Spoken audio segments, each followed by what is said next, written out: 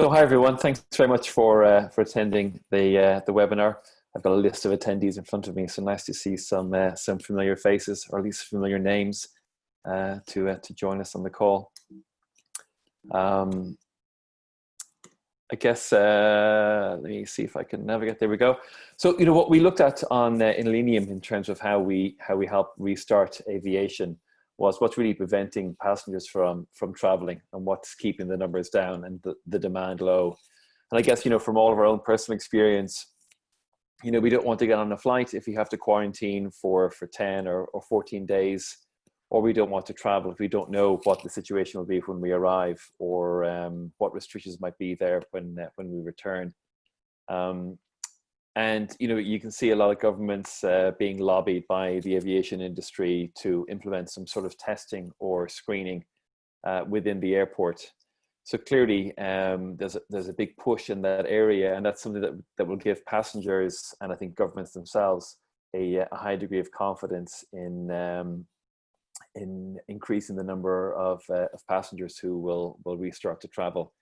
The other area that's much talked about is touchless technology, and removing the need for passengers to physically touch things like screens for check-in and bag drop information kiosks and that sort of thing. So big push on touchless. And obviously we're seeing a lot, and we saw it in Megan's presentation about social distancing and the importance of that. And again, sanitization is a big element. And there's a survey done recently by IATA, and you can see these points are really highlighted in terms of what will give passengers a great degree of comfort. The biggest one of all is screening. There's lots in there about social distancing and wearing masks. Temperature checking is much talked about, and I'll cover that a little bit in the presentation. And again, touchless is another area that that we're seeing a big demand from the industry. So I'll cover off these few points in the next couple of slides. If I can figure out how to navigate, there we go. So again, going back to testing and screening, it's a great idea to test everyone when they get into the airport, but the logistics of that are very difficult. It's slow and it's expensive to test people. The testing has various degrees of accuracy. And the rapid tests generally are seen as being, I guess, not as accurate or as reliable as the more reliable swab tests. And the other issue with testing is if you've contracted COVID just before you got to the airport, for example, then it won't show up on the test, which is why you have these long periods of quarantine. The other aspect as well is what do you do with all of these people who are being tested as they go through the airport? Where do people wait for the results of their test? And this is an issue for both departing passengers and arriving passengers. And there are conversations too around some kind of health passport, and you could get a test done prior to getting to the airport, and that can be verified in the airport using technology. But again, there's a lot of complexities to be worked out until we can have really a reliable procedure around testing. And we've talked about temperature checks as well, and the industry has played around with doing various forms of temperature checks using cameras to screen masses of people as they go through the airport. And again, the results from there are quite mixed.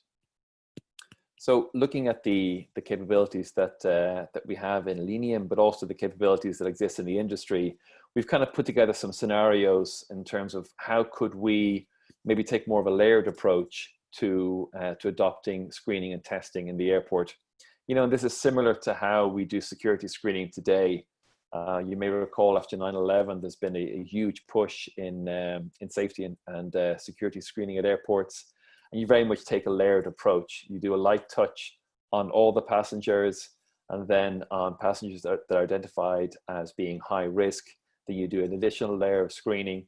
And then for those passengers who are identified as being particularly high risk, then you can do testing. So in this scenario, looking at people's health, you could, for example, do an accurate measurement of people's temperature throughout the journey, when they arrive, when they depart, or when there are transfer passengers. So perhaps passengers that are showing maybe an elevated temperature, then you could take those passengers and do a greater level of screening.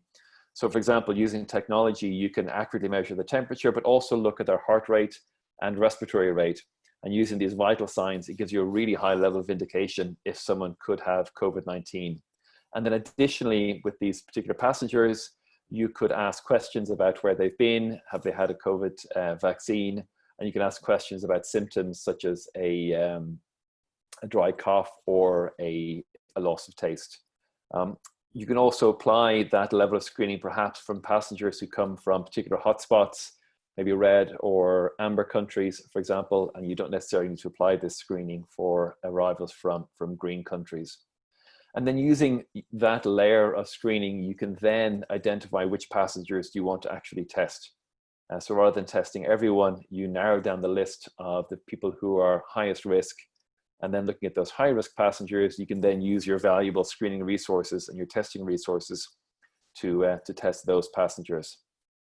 And again, it could be passengers identified as being at risk from the screening technology, or you may want to, for example, test all passengers that are coming from a very high risk location. But by applying these these layers of screening and the technology, you could instill that level of confidence, and also give governments the confidence that the airports are doing what's necessary to reduce the spread of COVID. Just to touch on the screening technology itself, there's been a lot in the media about the accuracy of temperature checks, and airports have done various studies, and often they've shown the temperature checks to be fairly ineffective. And the reason for that is that when you have an elevated temperature, when you have a febrile temperature that shows that you might be sick, it exhibits on very specific areas of your head. So using a low resolution camera or using a crowd screening solution, really you just measure the temperature of people's heads, which doesn't give an indication if they could have a high temperature or not. You really need to have a high resolution camera that will look at the specific areas of the face to see if they could have a high temperature. And like everything else in an airport, you can't just buy things off the shelf and hope that they will work. The technology, that if we're serious about screening passengers using technology, we need to make sure that the technology that's being deployed has been certified by industry organizations. It's been approved by ISO, by government health organizations, etc., and not just be putting in off-the-shelf technology. And also when we think about screening, it's not just temperature screening, it's also heart rate and respiratory rate, and screening for all the symptoms of COVID-19. It could just be a loss of taste or a dry cough, and that's enough of an indicator to bring people in for more detailed testing and see if they could have COVID or not. So, in conclusion, let's all hope we get a vaccine soon. All signs and all accounts will be that we'll be living with this situation for months, if not a good part of the year. So in the meantime, what do we do, and how do we get the curves that Lee has shown? How do we get those curves lifting back up? And certainly one of the ways to do that is to implement levels of screening. We can do this today. The technology exists to filter down the people who could be at risk, and the technology exists to do fairly rapid testing in airports. And this is one way that we see that by taking a layered approach to health screening, we can open up air travel and get people flying again. So I'll leave it with that.